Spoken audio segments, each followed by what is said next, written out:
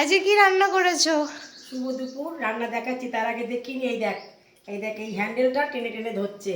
এই দেখ, আজকের আমি অনেক কাজ করেছি, তোমাদের একটু দেখাই। ওটাতেও ভয় পায় না ও? না, ও ভয় পাচ্ছে না। এদিকে দেখাই একটু, এটা একটু দেখা। আজ আমি কি করেছি, সকাল থেকে অনেক কাজ করেছি।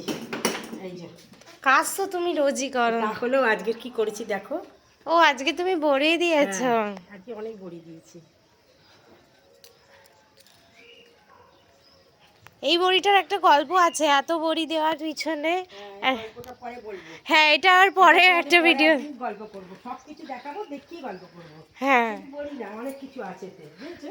চলো তুমি কি রান্না করেছো সেই রান্নাগুলো দেখিয়ে দাও। এই বড়িটা সম্বন্ধে পরে বলবো সব কথা, আরো অনেক কিছু ব্যাপার আছে। আচ্ছা, এই যে প্রথমে করেছি ভাত। হ্যাঁ। আচ্ছা, মাছের তেল দিয়ে, রুই মাছের তেল দিয়ে উচ্ছে আলু ভেজেছি। আচ্ছা, পেঁয়াজ কালি ভেজেছি, পেঁয়াজ কলি ভেজেছি। আচ্ছা, এটা হচ্ছে শীষ পালং, তারপরে হচ্ছে কুমড়ো, আলু, সিম, বেগুন দিয়ে মাছের মাথা দিয়ে একটু চচ্চড়ি করেছি। এতে উঠে যাচ্ছে প্রায়।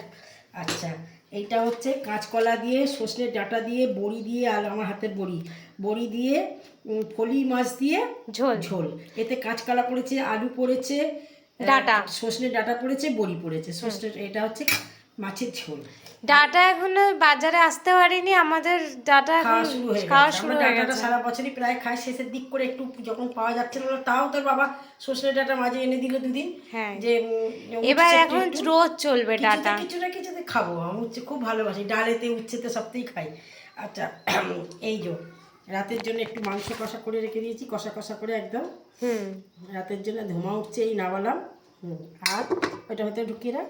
আচ্ছা, শশা আর পেঁয়াজ আর একটু লেবু একটা ছিল, এটা রেখেছি, আর এই চাটনি।